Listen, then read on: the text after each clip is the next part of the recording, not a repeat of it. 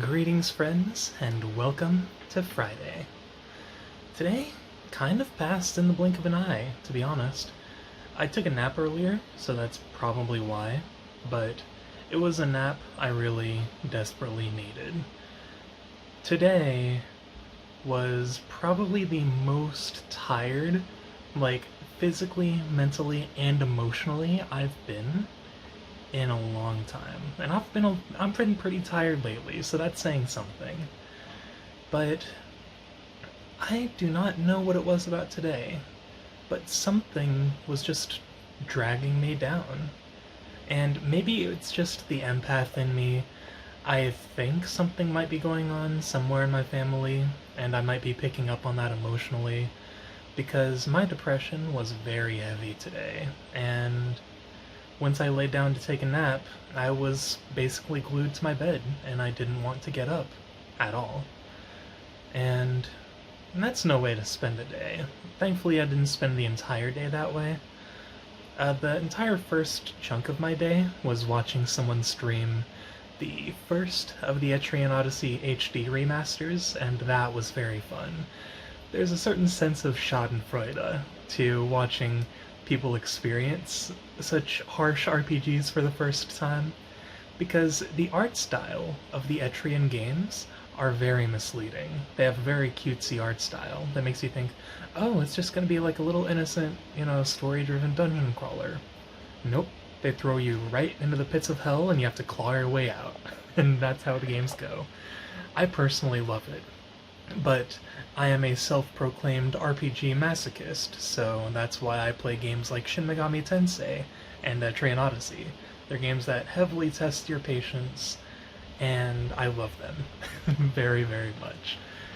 But watching someone stream it and play it for the first time, they're aware of the genre that Etrian Odyssey covers. The whole, it is a first-person dungeon crawler like Wizardry and Strangers of Sword City or whatever it's called, but it's a unique take on the traditional dungeon crawler where you hand draw your own map. It's like 10 p.m.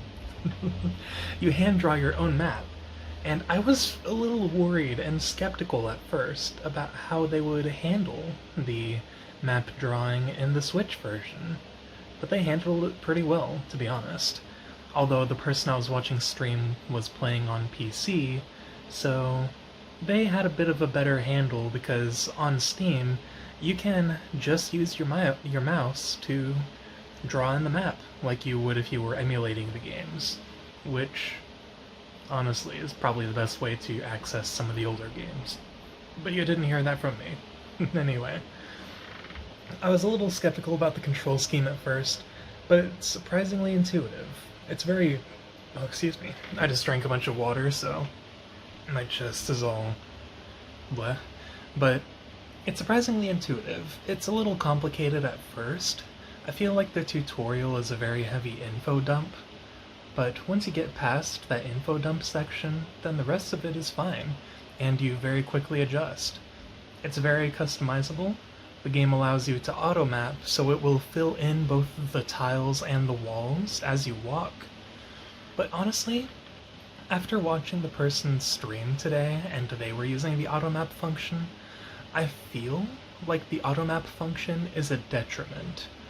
It helps short-term, but long-term, the only way you can find shortcuts is by examining the walls on both sides, and by using the automap function, it reduces the need to do that.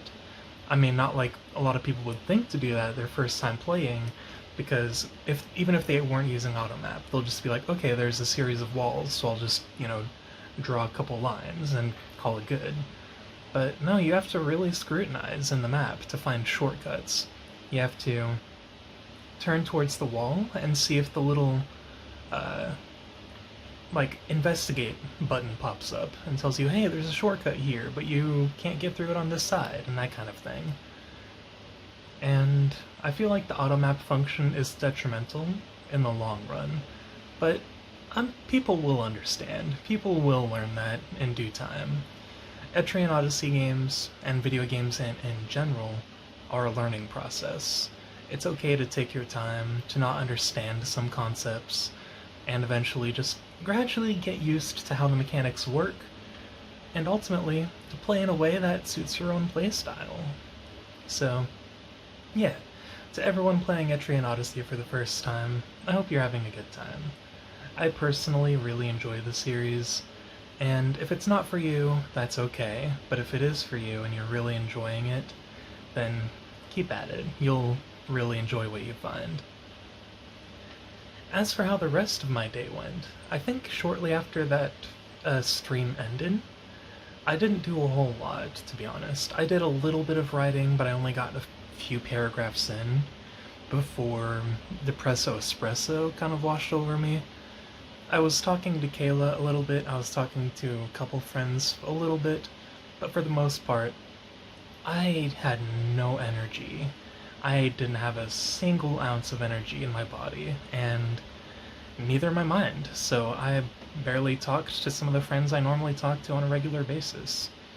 And I decided to listen to my body and take a nap instead of trying to focus so much on doing stuff. I took about a 3-hour nap. I just put some ocean sound effects on, laid down and rested, and then I woke up feeling worse than I did when I fell asleep. I felt more rested, but I was more sad. Steven and Mal were streaming more Tears of the Kingdom, and I missed the first hour of the stream, which is unfortunate because Kayla and I always watch those streams together, but I was just so tired. And I caught the rest of it, and then I started binge watching the videos that they posted to YouTube, and that ultimately brings us to where we are at now. It is almost 11 p.m. I have just been randomly watching videos, and I'm sitting in my room.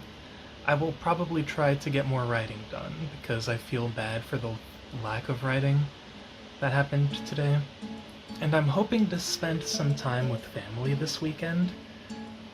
We will have to see how I feel tomorrow, but I think we can make it happen.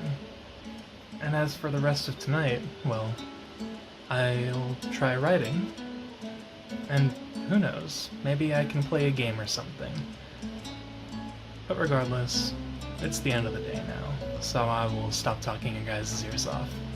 As always, thank you so much for watching, you're all wonderful people, and let's try our best tomorrow.